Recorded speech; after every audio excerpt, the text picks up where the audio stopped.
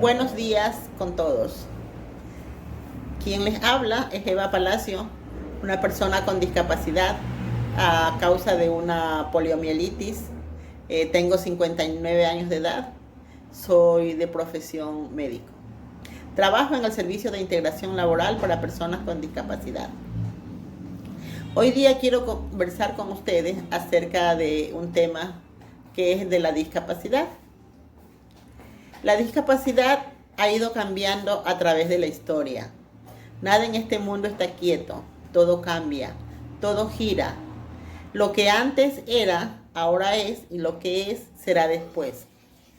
Ha cambiado tanto la historia que ha cambiado nuestra manera de vestirse, que ha cambiado nuestra manera de comer, que ha cambiado la moneda que utilizamos, ha cambiado la música que escuchamos y ahora también ha cambiado la discapacidad. En unas ocasiones por las mismas personas con discapacidad que han hecho cambiar esta conducta y en otras ocasiones por las personas sin discapacidad.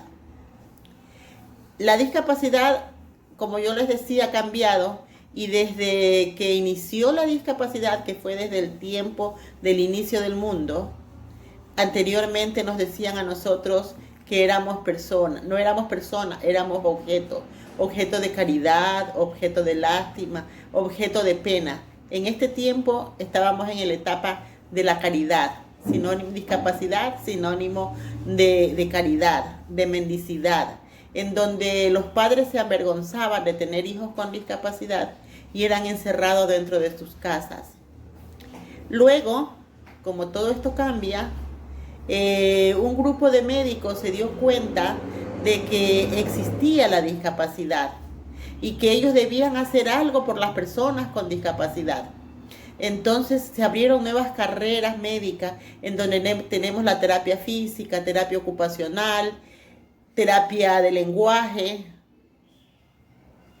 y cogieron a las personas con discapacidad como objeto de estudio. Nosotros seguíamos siendo sinónimos de estudio, éramos objeto en el periodo anterior, en el periodo de la mendicidad, éramos objeto en el periodo de la rehabilitación, porque los médicos lo único que decían era que podían rehabilitarnos porque estábamos enfermos. Nada más. Luego pasa mucho tiempo y aparece el periodo de la autonomía personal. Este periodo es muy importante porque aquí las personas con discapacidad dicen nada de nosotros sin nosotros. Es decir, de aquí en adelante la persona con discapacidad pasa de ser objeto a ser sujeto de derecho. Es decir, yo tengo derecho a estudiar, yo tengo derecho a decidir qué es lo que quiero estudiar. Porque en los dos periodos anteriores, como éramos considerados objeto, no teníamos derecho a eso. Simplemente la persona que quería ayudar a esta persona con discapacidad podía estudiar o corte y confección o podía hacer algo de belleza, a lo mucho. Pero no, en el periodo de autonomía personal, ya la persona con discapacidad decide por sí misma qué es lo que quiere hacer y ya sabe que tiene derecho a estudiar, a bailar, a tener una vida, derecho a amar. Luego viene el periodo de la inclusión, que es el periodo en el que estamos ahora, que también somos sujetos, pero aquí ya no solo hablamos de derechos, aquí también hablamos de deberes, derechos y responsabilidades. Es decir, así como yo tengo derecho a trabajar, así yo como persona con discapacidad también tengo el deber y la responsabilidad de cumplir con quien me da el trabajo. Y aquí es cuando llegamos nosotros a la sociedad inclusiva, en donde las personas con discapacidad ingresan a laborar a una empresa en donde donde hay personas sin discapacidad. Y aquí nosotros entramos, las personas con discapacidad, a hablar ya de lo que es la discapacidad para que sepan cuál es el trato que se le debe dar a la diversidad. Y en este caso, el trato que se le debe dar a la discapacidad. Porque yo estoy segura de que en todos los hogares o todas las personas que me están escuchando tienen un familiar con discapacidad, tienen un amigo con familiar, en la comunidad hay una persona con discapacidad y a ustedes no les gustaría que le den un trato desigual. Entonces, eso es la inclusión. Dar igualdad de oportunidades a las personas con y sin discapacidad. Como todo esto ustedes se dan cuenta que ha cambiado, la terminología de la discapacidad también ha cambiado. En los primeros tiempos nos decían impedidos, minusválidos, después nos dijeron discapacitados y ahora en la inclusión nosotros decimos que somos personas. Personas, ante nada y ante todo somos personas. Que luego tenemos una discapacidad, como en mi caso, la discapacidad es física, otros serán intelectual, otros serán visual, otros serán auditivo, pero somos personas con discapacidad. A mí particularmente me gusta mucho el término persona con diversidad funcional, pero si nos dicen persona con discapacidad, está perfecto, no hay ningún problema. Y mire cómo ha cambiado. Cuando nos decían minusválido, este término, ¿por qué cambió? Porque era un término muy peyorativo en donde significaba que vales menos y las personas con discapacidad no valemos menos que nadie. Después nos decían impedidos y las personas con discapacidad no se les impide hacer una u otra actividad. Después nos dijeron discapacitados y yo siempre digo que a estas alturas del partido, en mis 59 años que tengo, nadie me puede decir que yo no soy capaz de realizar esta u otra actividad. Ahora también por congraciarse con nosotros nos dicen personas con capacidades diferentes o personas especiales o con capacidades especiales y eso no es verdad. Yo soy una persona con discapacidad que no tengo ninguna capacidad diferente a los demás. Yo no me subo a un quinto piso de un edificio y me lanzo creyendo que soy Superman, Batichica o Superniña o la Mujer Maravilla y me lanzo y voy a vivir. Tampoco me voy al fondo del mar sin oxígeno creyéndome que soy Aquaman. Esa sí sería una capacidad diferente. Pero no, yo soy una persona que tiene capacidades igual que los demás. Entonces no tenemos capacidades diferentes, ni somos seres especiales, somos personas con discapacidad. Ahora vamos a hablar acerca de cómo prevenir la discapacidad, pero vista desde el lado médico. Todos sabemos que una mujer cuando está embarazada y llevar el producto a término, necesita 9 meses de embarazo, 3 trimestres. El primer trimestre se llama periodo de la organogénesis porque es el periodo en donde se forman los órganos del bebé. Este periodo es muy importante porque aquí la mujer no debe automedicarse. Si se automedica en este trimestre de embarazo, es probable que el bebé venga con alguna alteración o alguna malformación congénita, como por ejemplo, si toma penicilinas, tetraciclina, cefalosporinas, ciprofloxacinas, en exceso, el bebé vendrá con alguna malformación congénita, como por ejemplo, labio leporino y paladar hendido. Este trimestre también es muy importante. Cuando hay una epidemia de rubiola, la mujer debe de alejarse de esta epidemia, porque si le da rubiola en el primer trimestre del embarazo, el producto vendrá con triple malformación congénita. Tendrá una malformación cardíaca, un shunt, será sordo, tendrá una sordera congénita y tendrá retraso mental. Por lo tanto, también es importante que la mujer se cuide de esta enfermedad. Pero no solo es importante cuidarse en el primer trimestre del embarazo, no señores. También es importante el último trimestre. Para todas las mujeres es sabido que cuando uno está en la etapa del embarazo, sufre de muchas infecciones de vías urinarias por el peso que soporta su vejiga. Y la mujer, como es pobre, hablando nosotros de la pobreza, como no sabe que no se debe automedicar, entonces se pone óvulos, toma antimicóticos, no se pone la dosis correcta y cree que está curada. En el momento en que esta mujer va a parir, ya sea en su casa, en la maternidad o en un hospital, el médico que la está atendiendo no sabía, por ejemplo, que ella tenía el virus del papiloma.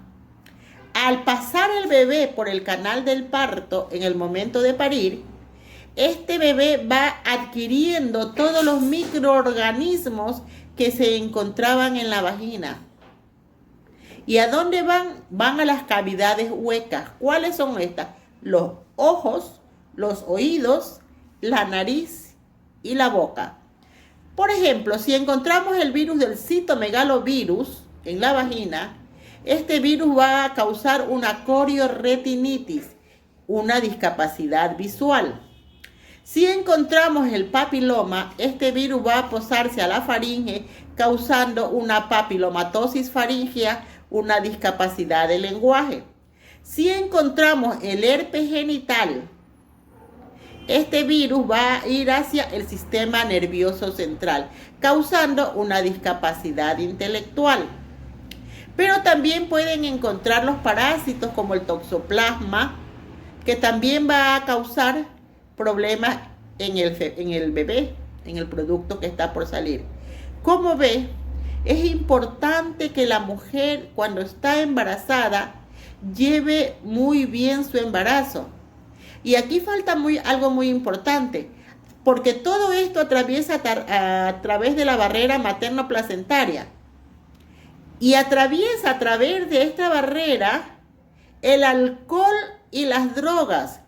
Y no solo se debe decir que la mujer cuando está en estado de embarazo no puede tomar alcohol, ni debe fumar, ni drogas. No solo ella, el caballero, el esposo de la señora, que también que ha estado tomando, que ha fumado o ha hecho la droga, entonces no puede tener relaciones sexuales con su esposa, porque todo esto que tenía este señor atraviesa la barrera materno-placentaria y va directamente al feto, causando una anencefalia.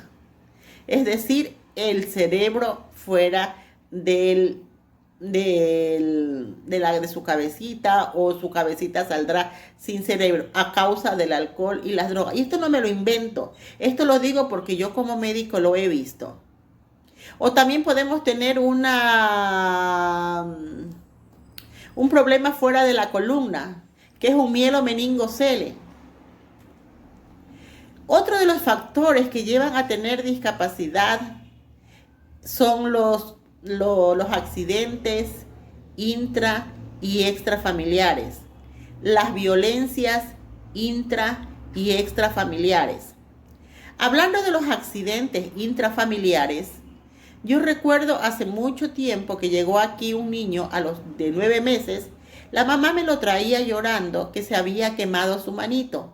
¿Y qué era lo que había pasado? La mamá era para un 25 de diciembre y estaba hornando algo en su horno, ¿no? Y el niño andaba en su andador, andaba atrás de la mamá, y puso la manito en el horno y se le quemó toda su mano.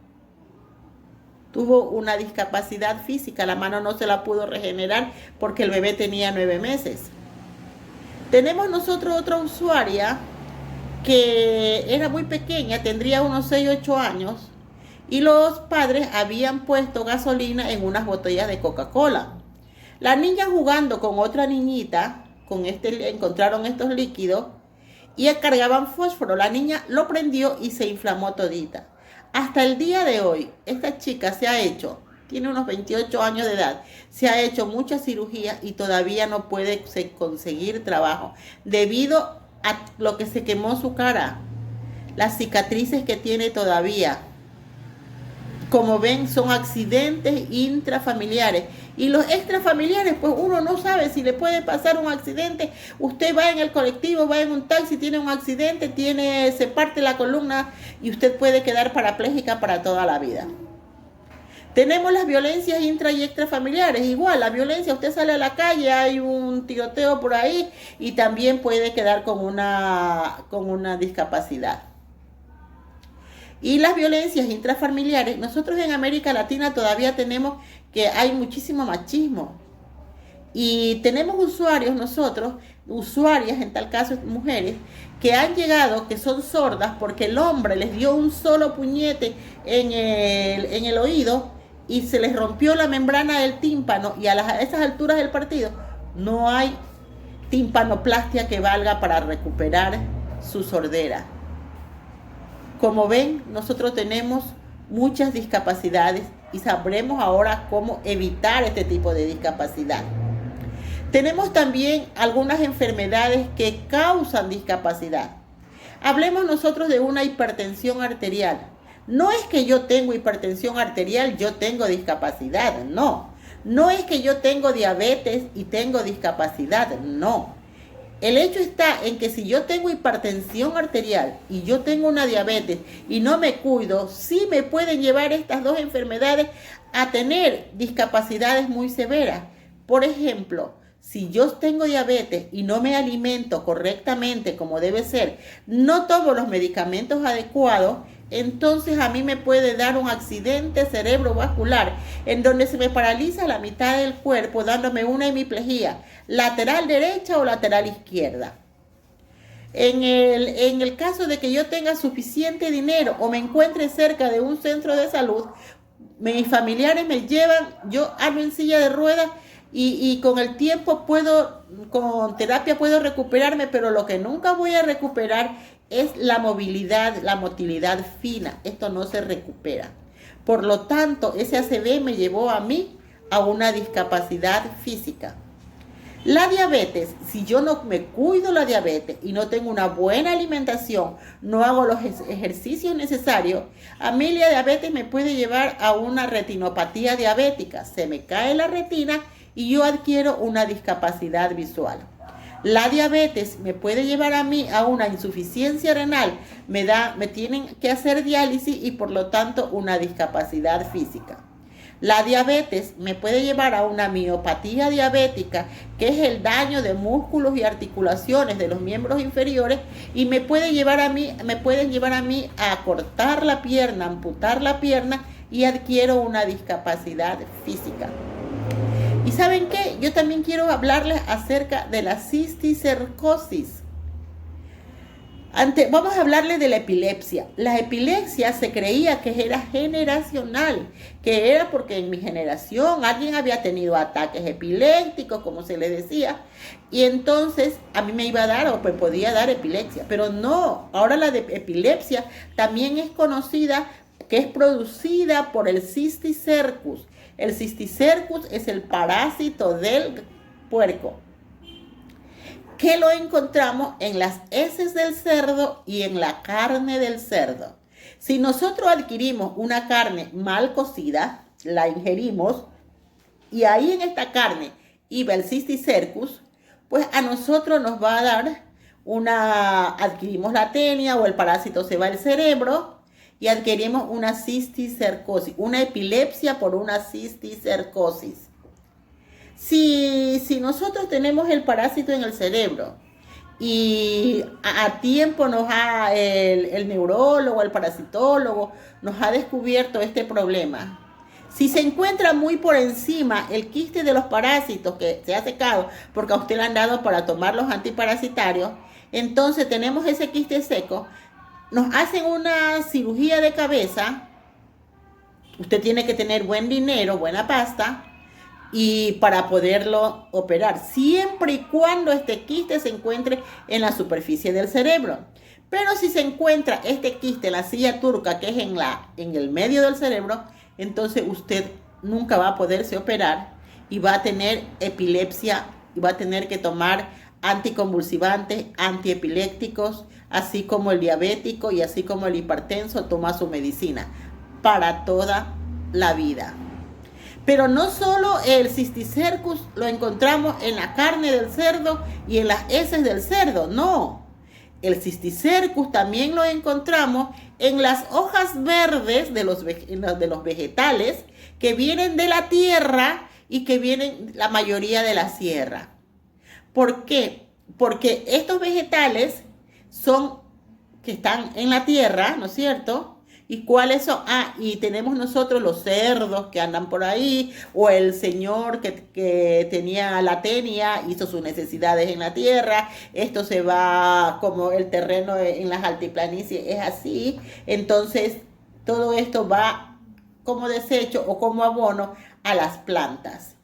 ¿Cuáles son los vegetales verdes? Tenemos la col, la lechuga, el apio, el perejil, la hierbita, la espinaca, la selga, otro que se me escapa por ahí, y en dos frutas, en la mora y en la frutilla.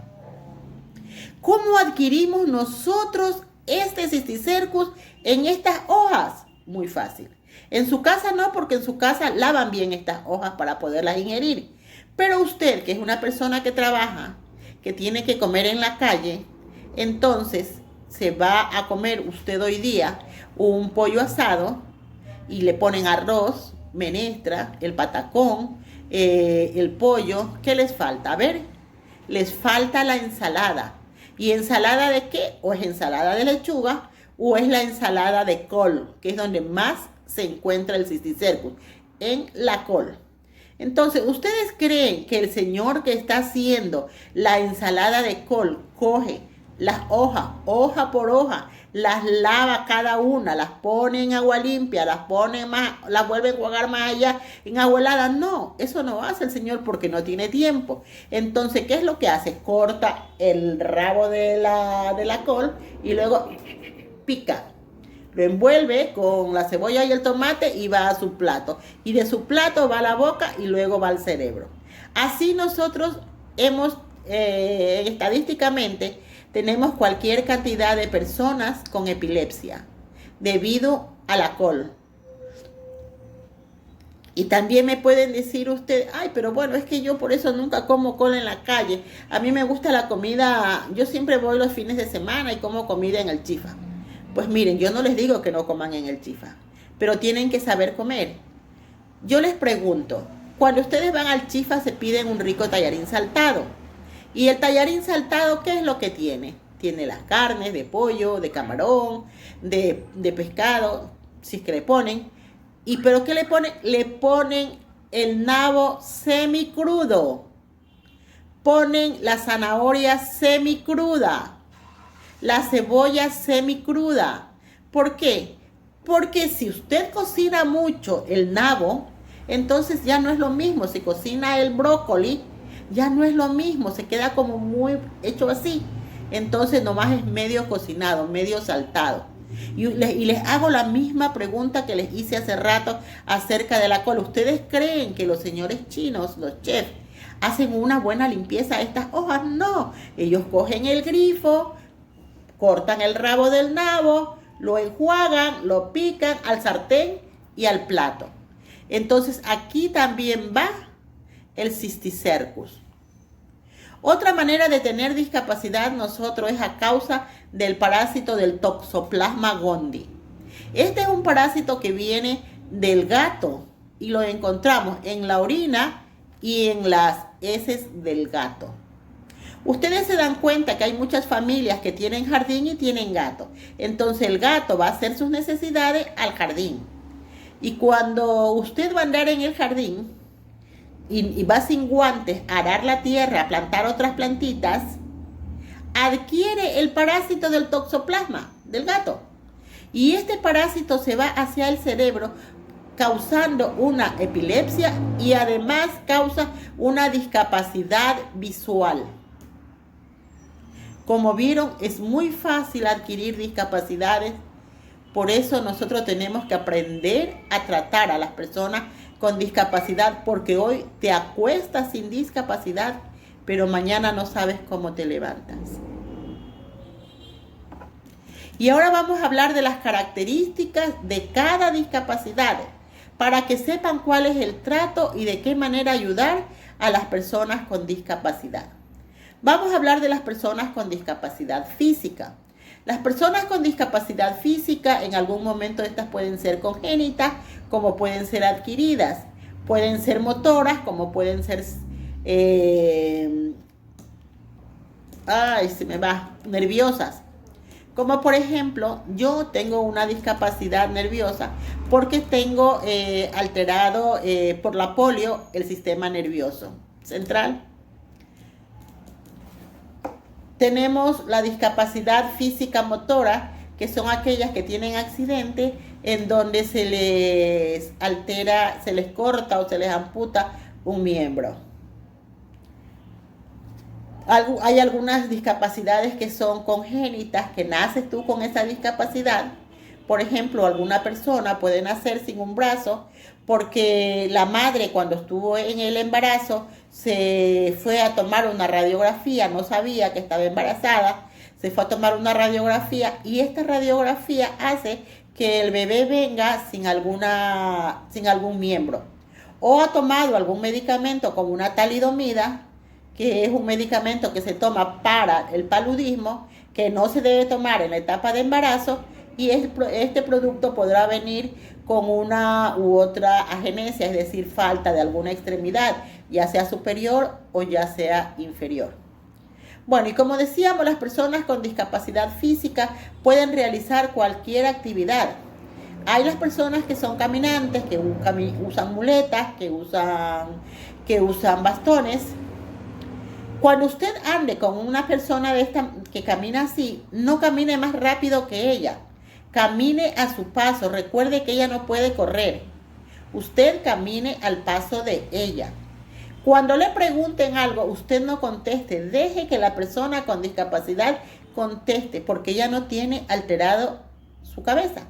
Ella tiene alterado sus partes motoras.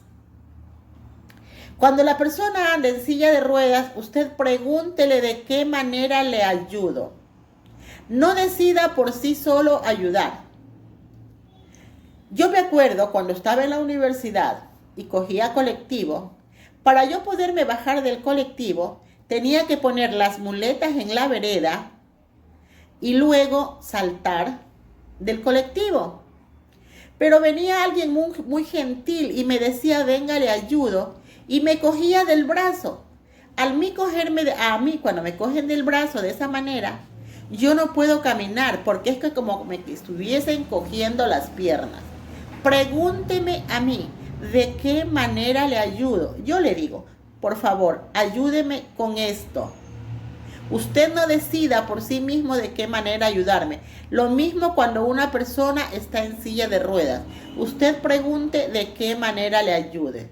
Hay muchas personas que cuando uno les dice no, muchas gracias, se van por ahí molestos diciendo, ay, por eso es que a mí no me gusta ayudar a estos cojitos, porque no se dejan ayudar, porque son mal genios. No es que no nos gusta que nos ayuden, no es que somos mal genios. Lo que pasa es que tenemos toda la vida utilizando nuestras ayudas técnicas, que ya sabemos cómo ayudarnos, cómo caminar, cómo usarlas, y no necesitamos de la ayuda. Por eso le decimos muchas gracias. La persona con discapacidad intelectual es una persona que aprende, pero que aprende muy lentamente. Es una persona que aprende a repetición. Es una persona muy sensible. Es una persona que llora cuando usted le llama la atención de una manera inapropiada. Cuando usted vaya a llamarle la atención a una persona con discapacidad intelectual, por favor, hágalo con tono, con modo y estilo, con el mismo tono, modo y estilo que le gustaría que a usted le llamen la atención. Las personas con discapacidad auditiva son personas que pueden hacer cualquier otra actividad. Son personas que si usted les enseña o les escribe, ellas entienden. Solo recuerde que ellos, de la misma manera que hablan, lo escriben. Ellos, cuando se van a comunicar con alguien, no utilizan el usted. No es que le están faltando el respeto. Para ellos solo el yo y el tú. No existe el usted. Ellos hablan en verbo. Por ejemplo, si yo le pregunto cuándo viene de España, tengo que decirle, ¿tú cuándo avión España? Para que me entienda. tú, cuando avión, España. Y la persona con discapacidad visual es una persona que para poderla ayudar, ella tiene que tomarle a usted del brazo o del hombro, porque ella tiene que sentir el movimiento de su cuerpo para poderse desplazar. Y cuando usted se vaya desplazando con una persona con discapacidad visual, por favor vaya indicándole, a ver, vamos a entrar a un jardín, tienes que subir 2 escaleras, el piso es de mármol, es de color amarillo, a tus lados tenemos unos jardines, que las flores son rojas, que son amarillas, que son chiquitas, y ustedes me dirán, ¿y por qué tengo que decirle el color? Porque hay 2 tipos de visiones. La visión física, la visión tangible, que es la que utilizamos usted y yo. Y la visión del alma, que es la que utilizan, o la intangible, es la visión que utilizan las personas con discapacidad visual. Y ellos asocian los colores a sentimientos. Por lo tanto, usted tiene que irle diciendo, vas por aquí, hay tantas sillas de color, de esto, del otro. Eso es todo lo que yo he podido decirles hoy día acerca de la discapacidad. Espero que les haya agradado. Muchísimas gracias.